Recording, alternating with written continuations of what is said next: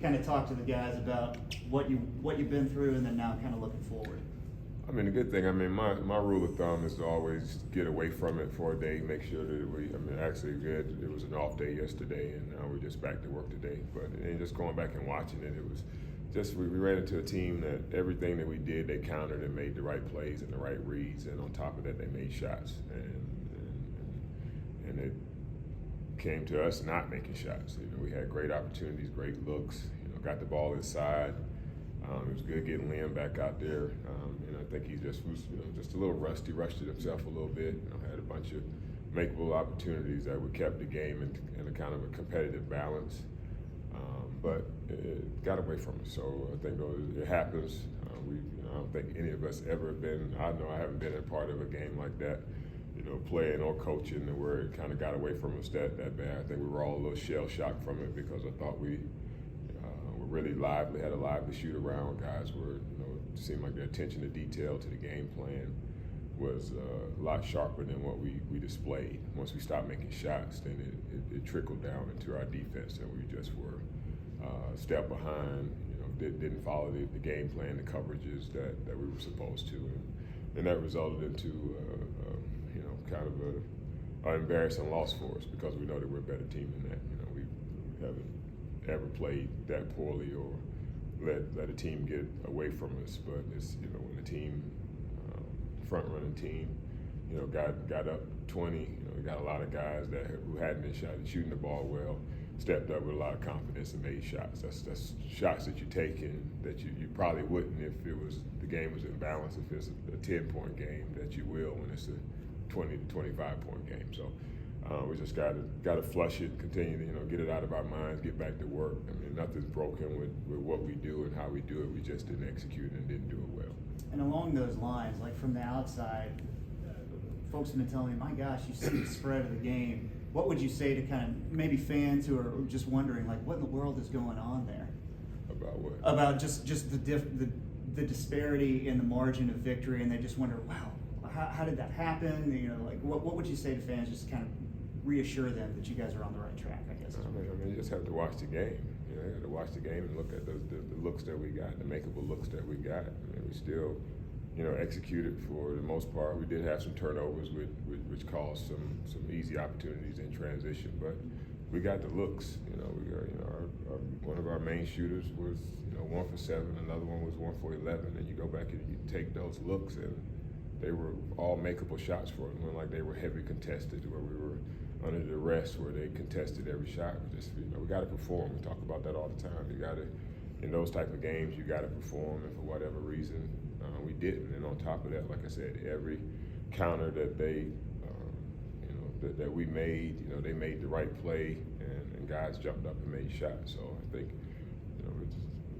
if you were looking for that game to say, okay, what was wrong with Vanderbilt, and that was a perfect game to look and say what was wrong with Vanderbilt. But if you watched us play and understand who we are and how we compete and how we run our offense and how we defend for the most part, then that was an aberration, and we just got to get back and be us.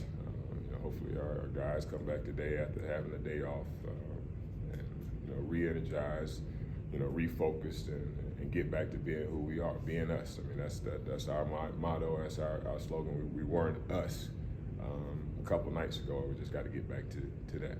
Who are you guys in your mind? We're a defensive team. We're a team that makes it tough on you defensively. We want you to play against our half-court defense.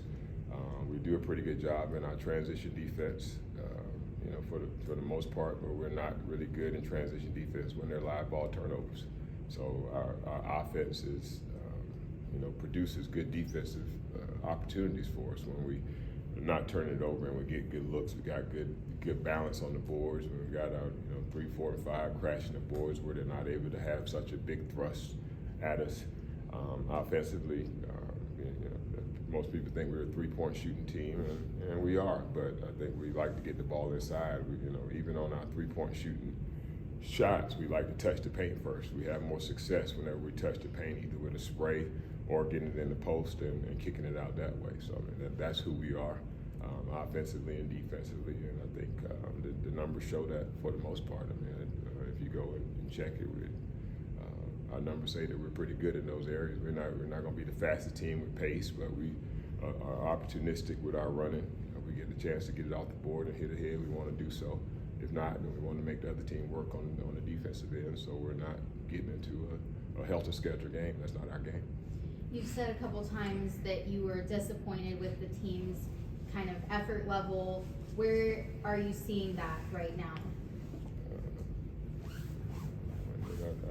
I don't think I was so disappointed with the effort.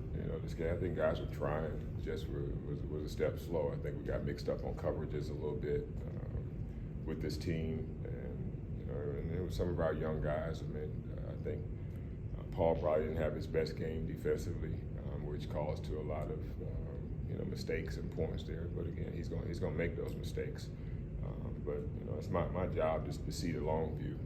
A couple games ago, we got at a couple guys for some selfish plays, and they decided to kind of go into a shell, and that's part of the lessons that we have to do as coaches. Yeah, they want to have to come to against the number 5 team that you have, where you have to make a point and teach a lesson. But that's my job.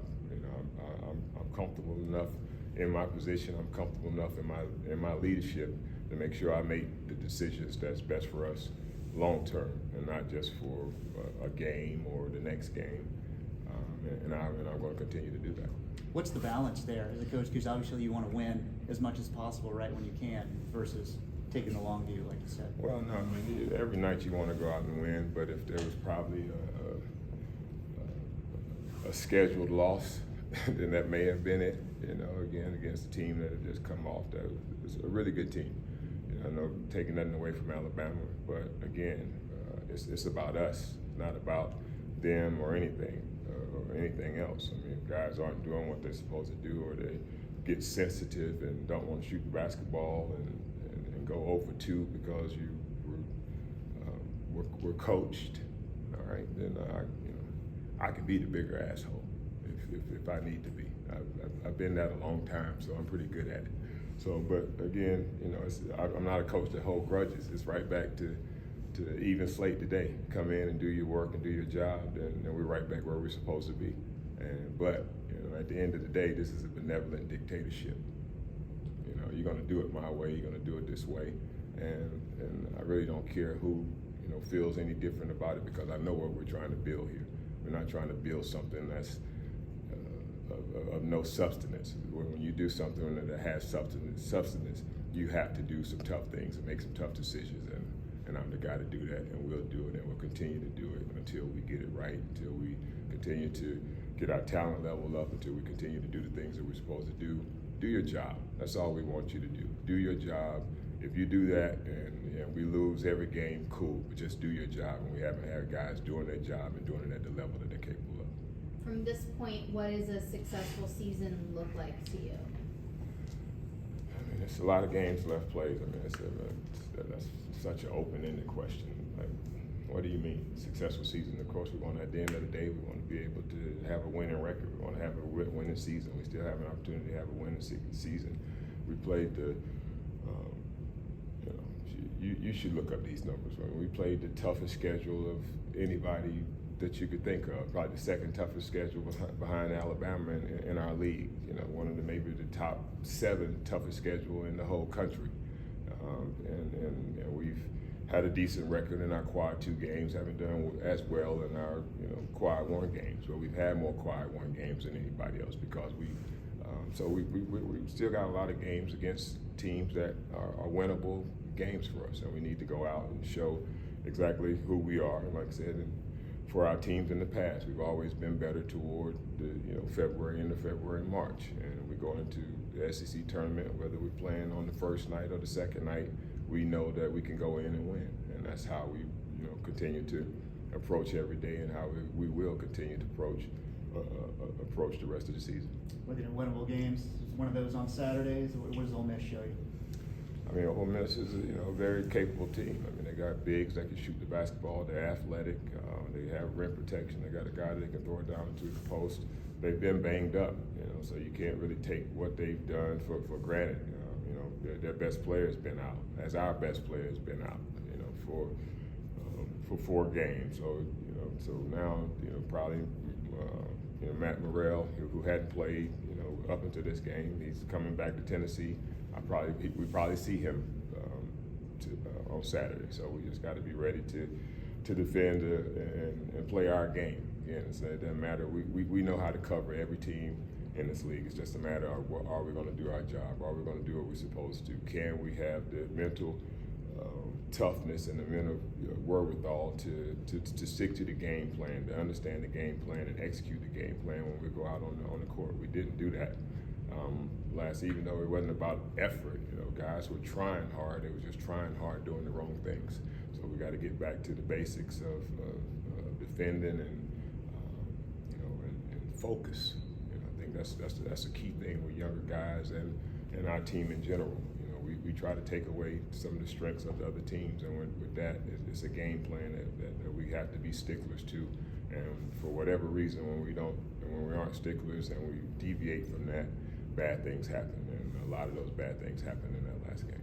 Expect to have Liam and Jordan on Saturday. I know they banged heads and Jordan didn't finish the game. Are they going to be all right by that? No, I think Liam is fine. I think Jordan's in protocol, in the concussion protocol. So we'll move on without him for the time being. But it's a great opportunity for other guys to step up and for us to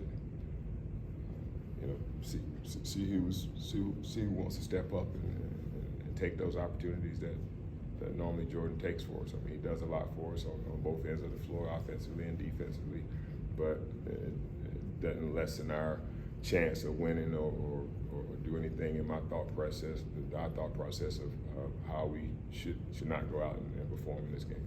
Just to be clear, you do not expect to have Jordan on Saturday? No, I mean, concussion protocols puts him out for Saturday game. It's kind of, I think it's 4, 5, 6 days or something like that, and then you have to still take those baseline tests to make sure that he's feeling good. Most of it's about his feelings and where he's at with it. And I mean, all these scars on my head, you know what I'm saying? I ain't been concussed one time. So. Of course not. But yeah, so it's just different day. I don't know if we'll talk to you again before next Wednesday, but can I ask you about Tennessee and just kind of what you see from them? Yeah, I mean, it's probably a lot needs to happen before then. They're not really on my mind. Okay. At this point right there, our focus is getting better from last game, trying to focus on the game ahead of us, and not 2 games away. I try not to operate that space. We know they're a good team. We know it's a big game for those guys in orange coming here. So I watched them play last night against Florida. Didn't have their best night shooting the basketball. Thought Florida did some good things to take them out of it, and hopefully we'll be able to do the same thing next week. You talked on Tuesday about maybe the message not resonating with some of your veterans. Are you still confident that eventually that will hit home with them? I mean, it's up to them. Again, I think it's just a matter, like I said, I'm not a grudge holder. I'm about coming in and performing today. Just taking what we do serious, not laughing and joking when you've lost 1 out of 4. I mean, I think it's just about, I want to see the care, to really give a damn about what's going on a little bit more, and I think we will. So these young guys, man. I mean, it's what it is. You're dealing with 18 to 21, 22 years old. They get a little sensitive, but that's fine. That's my job. That's what I'm here for. That's what I got great support from the people that matter. The people that hired me and want me to do this job know that I'm going to do it the right way, but most of all, I'm going to do it my way. And I think over time, it's going to be something that we'll all be proud of. And I feel like we've got great fans that support that and understand that. Of course, you're going to have a few that don't, and most of those are the noise makers and the rabble rousers who, I've come accustomed to dealing with all that. But I'm very, very, very secure in who I am and my purpose for this team, commitment from this university, commitment from the administration, and I'm going to do my job. Thanks, Jerry. Appreciate it, man.